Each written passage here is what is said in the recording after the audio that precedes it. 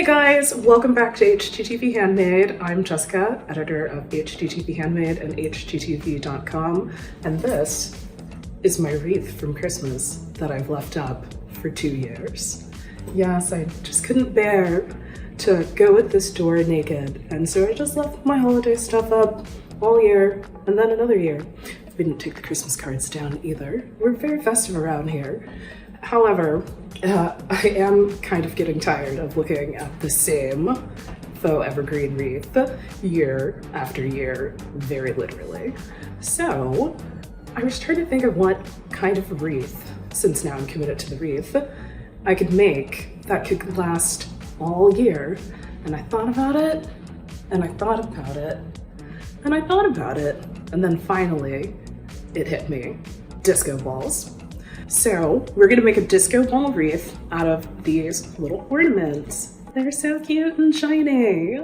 Let's get started. Start with a wire wreath form. I'm using a 14-inch wire wreath form, but you can use any size you like. Work with the wreath form flat side down throughout the entire project, so when you hang your finished wreath, it's flush against your door or wall. And then of course, you'll need ornaments, like a lot of ornaments. I used around 80 shatterproof ornaments in varying sizes for this 14-inch wreath form. The bigger the wreath form, the more ornaments you'll need.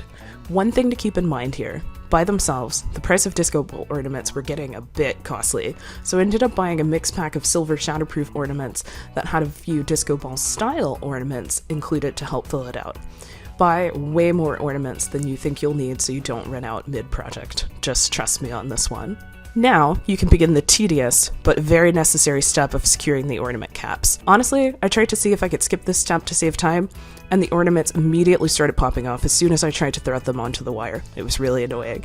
So, save yourself the headache, and remove the caps from each ornament, then add a dab of hot glue, and press the cap firmly back onto the ornaments.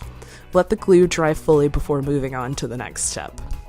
I found that the caps on the true disco ball ornaments were actually made by screwing a cap into a styrofoam ball, so these actually didn't need to be glued down, and that saved me some time.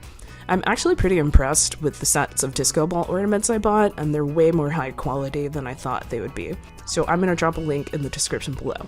If you're using any glitter ornaments, you just might notice that they shed glitter everywhere, but I've got a little hack for that. Toss them into an empty box. Take that box outside and spray them with a clear sealant. This will make the ornament shed less. Let the sealant dry in between coats. Now we're ready to start constructing our wreath. Use wire cutters to cut a few lengths of 20 gauge wire that are about 10 to 12 inches long. As you can see, I didn't really measure, but I found it was easier to maneuver the wire when I cut it in shorter lengths. Longer pieces tended to get tangled. Once you have a few pieces of wire cut, secure a piece of wire to the wreath form. I found it was easiest to attach the wire on the outer ring of the wreath form, closest to the main supports. You want to make sure the wire is looped as tightly onto the wreath form as possible, so use the wire cutters to close a loop if necessary. Next, thread on your first ornament onto the wire. From here, this really becomes almost like a weaving project.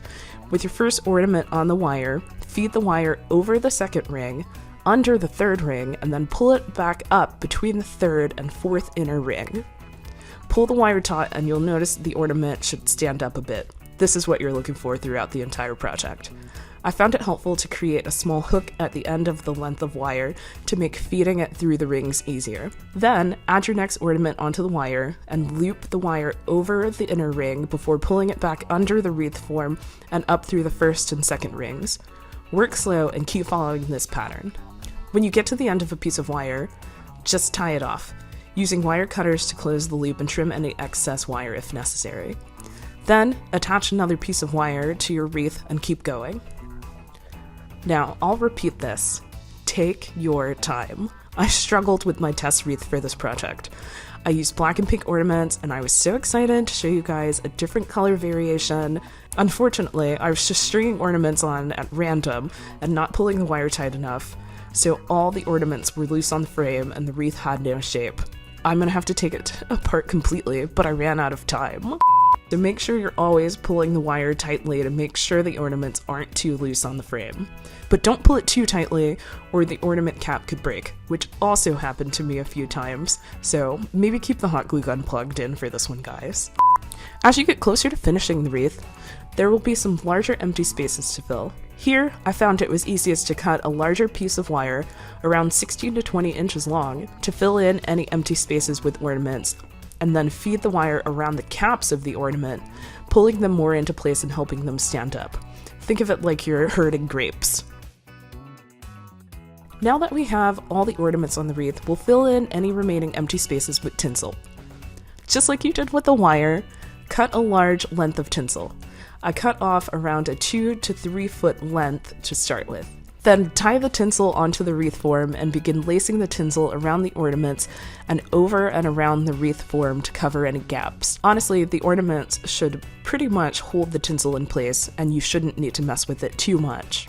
If you reach the end of the tinsel, you can tie it off around the back side of the wreath.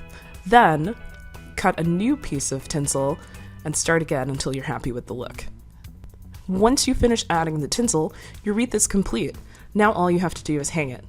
Depending on where you're hanging the wreath, you may want to zip tie the wreath onto the hanger so it doesn't budge. Though you can use any kind of ornament, I just love how this disco ball wreath turned out so much. Now you can have a wreath that's as sparkling as your personality.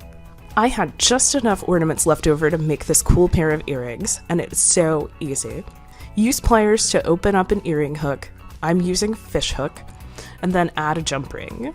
Close the earring hook with the pliers. Then, open up the jump ring and loop your ornament onto the jump ring before closing the jump ring again. Make sure to close all the openings tight so nothing comes loose. I hate when I lose earrings. Again, you can make these with any ornament to match the occasion, but I just think disco balls are neat. And there you have it, a disco ball wreath that you can leave up year-round. Looks great, impress your friends. I'm actually honestly pretty impressed by it because, as you know, it was quite the journey for us to get here. So I'm very proud of it. Let me know what you think in the comments. Would you make something like this?